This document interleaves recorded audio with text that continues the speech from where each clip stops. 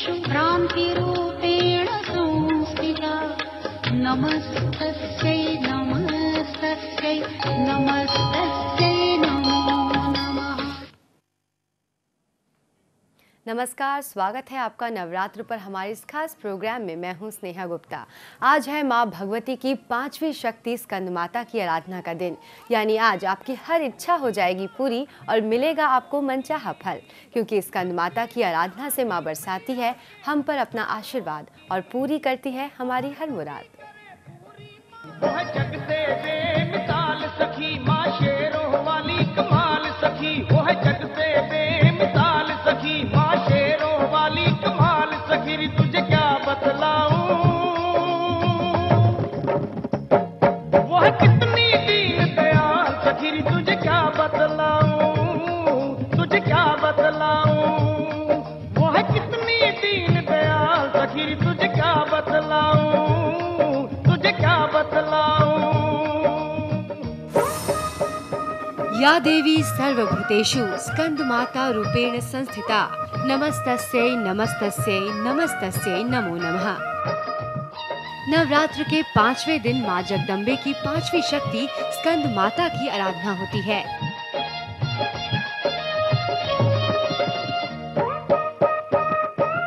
स्कंद माता भगवान स्कंद देव की मातृशक्ति हैं। जो सच्चे दिल से द्वार मैया के जाता है, भगवान स्कंद कुमार कार्तिकेय के नाम से भी जाने जाते हैं। जो सच्चे दिल से द्वार मैया के जाता है। सिंह पर सवार 4 भुजाओं वाली स्कंद माता गौर वर्ण की है और इनकी गोद में भगवान स्कंद बाल स्वरूप में विराजित हैं। फिर रहे न वो कंगाल सखी हो जाए माला माल सखी, फिर रहे न वो कंगाल सखी हो जाए। ये कमल के आसन पर विराजती हैं, इसलिए इन्हें पद्मासना भी कहा जाता है। वो है कितनी दीन दयाल सखी, तुझे क्या बतलाऊं, तुझे क्या स्कंद माता की पूजा में साधक को सफेद वस्त्र धारण करना चाहिए और देवी माँ को कमल के फूल अर्पित करने चाहिए। साथ ही माँ के मंत्रों का जाप भी करना चाहिए।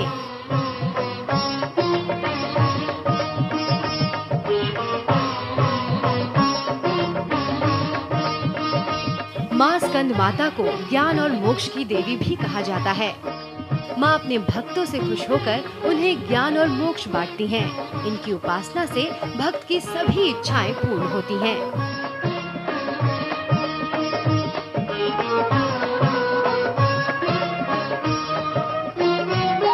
माँ पल पल करती अपने भगत की रखवाली, दुख रोग हरे एक पल में माँ शेरों वाली। सूर्य मंडल की अधिष्ठात्री देवी होने के कारण इनके उपासक को अलौकिक तेज और शांति की प्राप्ति होती है। माँ शेरों वाली करे पूरे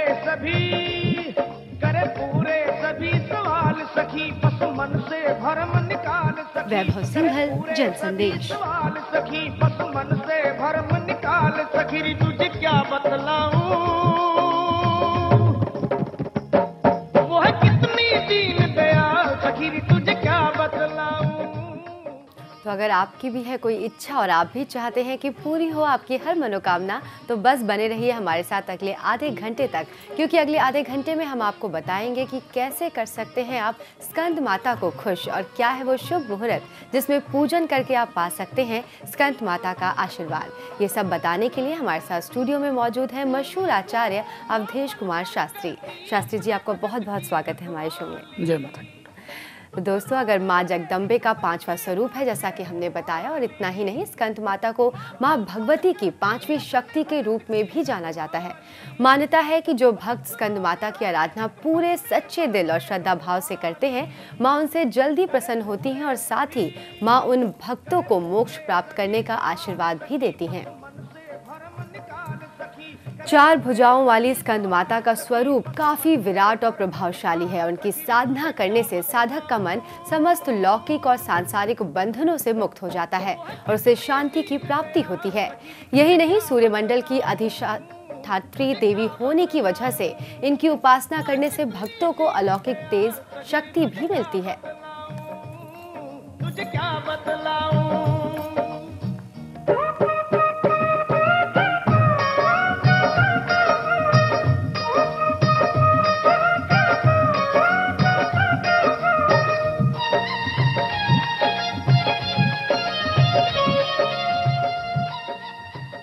तो शास्त्री जी, आज स्कंद माता के आराधना का दिन है। ऐसे में मैं सबसे पहले यही जानना चाहूँगी कि हम स्कंद माता को स्कंद माता के नाम से क्यों जानते हैं?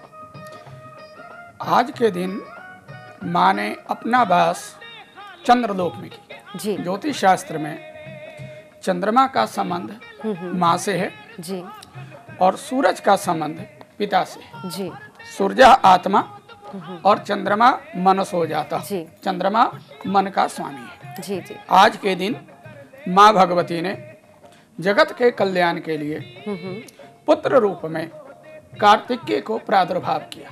अच्छा जब से माँ ने कार्तिकेय को प्रकट की जी तब से भगवती का नाम स्कंद माता पड़ गया, जी क्योंकि पुराणों के अनुसार कार्तिकेय का एक नाम स्कंद भी है। जी चूंकि सूरज आत्मा रूप जी और चंद्रमा मन रूप, जी जी और दोनों के समागम से ही संसार में कोई भी व्यक्ति पुत्र रूपेण अपना कर्तव्य निभा सकता है। जी। इसी कारण से आज के दिन भगवती का जो वास है वह सूर्यालोक अर्थात सूर्या उत्तरायण भाव से है, और इसी कारण से भगवती आज स्कंद माता रूप में जानी जाती है। जी, भगवती का 5वां रूप स्कंद माता, इनकी आज पूजा अर्चना कैसे की जाए, क्या विधि विधान है?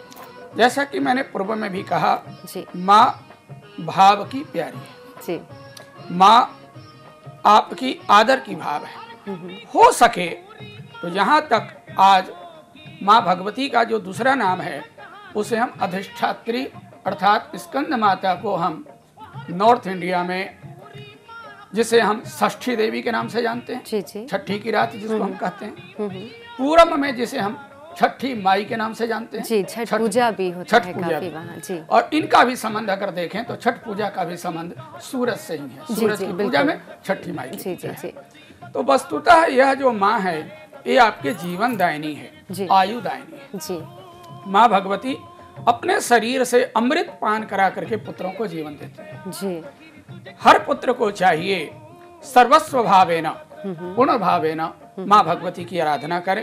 जी जहाँ तक इसमें वस्तु विशेष की बात है तो इसमें गुड़ और घी का प्रयोग अवश्य में करें, जी जी क्योंकि जो स्कंद माता है जिसको हम कर्मकांडीय दृष्टि से छठी पूजा बोलते हैं जी। अर्थात चतुष्षष्ठी पूजा, जी। तो ये जो चतुष्षष्ठी जैसे 64 योगिनी पूजा भी बोलते हैं जी हम, जी जी तो इसमें गुड़ और घृत का प्रयोग जरूर है। जी पात्र में कांसे का पात्र हो, जी जी अगर कांसे का पात्र ना हो सके तो उससे जगह मिट्टी का बर्तन ले, जी लेकिन भोग पदार्थ में गुड़ और घी का जरूर। अवश्य में प्रयोग करें। जी घृत जो है तेज शक्ति है जी और गुड़ जो है आपके जीवन दायिनी है अर्थात अनेक रोगों से मुक्ति दाता है। जी शास्त्री जी, किस तरीके के फूल चढ़ाएं, किस रंग के फूल चढ़ाएं हम? बहुत सुंदर आपने प्रश्न की।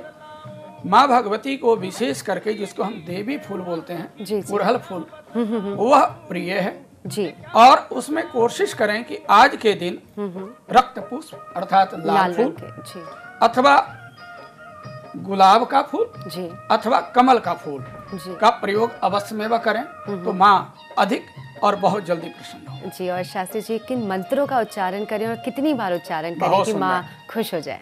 देखो बेटा, माँ की मंत्रों की संख्या जहाँ तक क्रमकांडीय दृष्टि से उसमें तो 9 बार है, जी जी जी क्योंकि माँ भगवती के 9 रूप है, जी जी नवधा भक्ति रूप है। लेकिन जैसा कि मैंने पूर्व में कहा, एक क्रमकांडीय विधान है। जी भक्ति विधान में यथा भावेन संहिता, आप जितना कर सकें, 1 बार, 5 बार, 9 बार, 11 बार, 21 बार, जी। तो अच्छा रहेगा। जी। ओम ऐं ह्रीं क्लीं चामुंडाय विच्चे अथवा या देवी सर्वभूतेषु स्कंधमाता रूपेण संसिधा नमः तस्यै नमः तस्यै नमः तस्यै नमो नमः। जी, और जैसा कि हमने अभी बताया, अभी आपने भी बताया कि स्कंद माता आयु के लिए भी जी, जानी जी, जाती जी, हैं। तो बिल्कुल। जो बीमार व्यक्ति हैं, बूढ़े व्यक्ति, क्या कुछ खास तरीके से पूजा करें जिससे कि जी हाँ, बहुत सुंदर प्रश्न की।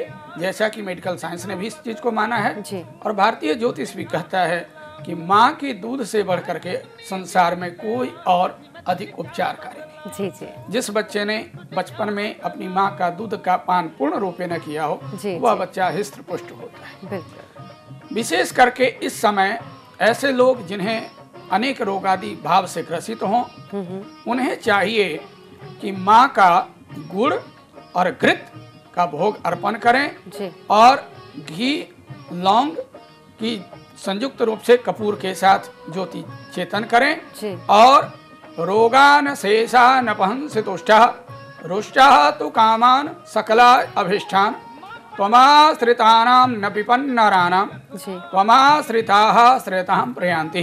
जी। इस मंत्र से कम 7 बार लौंग और कपूर की ज्योति में आहुति दें जी। तो उनके स्वस्थ काया हो।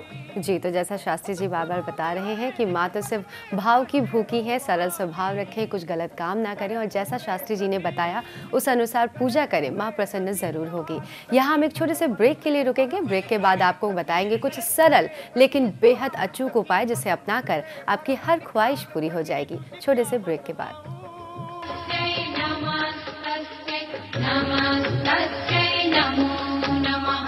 या देवी सर्वभूतेषु भ्रान्तिरूपेण संस्थिता नमस्तस्यै नमस्तस्यै नमस्तस्यै